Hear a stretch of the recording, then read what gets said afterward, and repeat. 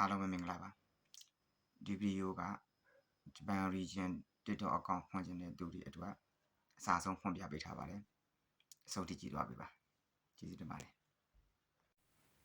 ပထမဆုံးလို့မှာဒီ VPN ရဲ့ဒီ Outlook ရဲ့ UC browser ရဲ့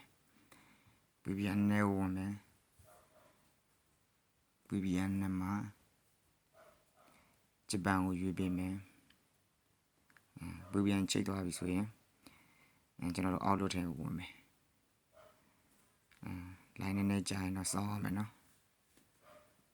ဒီမှာ Outlook ကိုထားခြင်းနဲ့နာမည်ထည့်မယ်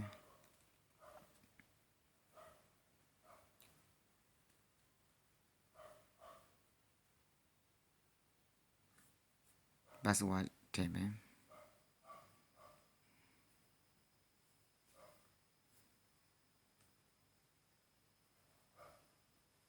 အဲ့မှာဂျပန်ပေါ်နေပြီမွေးသက်ကလေးတွေပါညာတာကထည့်မယ်ဒီမှာကိုထားမဲ့နာမည်ထည့်မယ်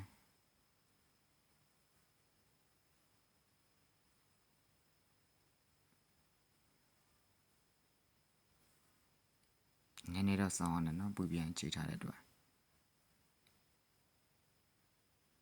ဒီမှာဆိုရင် press hold the button နဲ့ပေါ်လာလိမ့်မယ်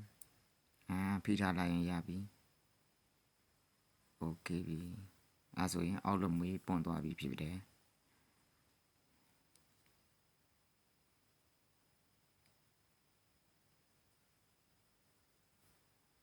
โอเค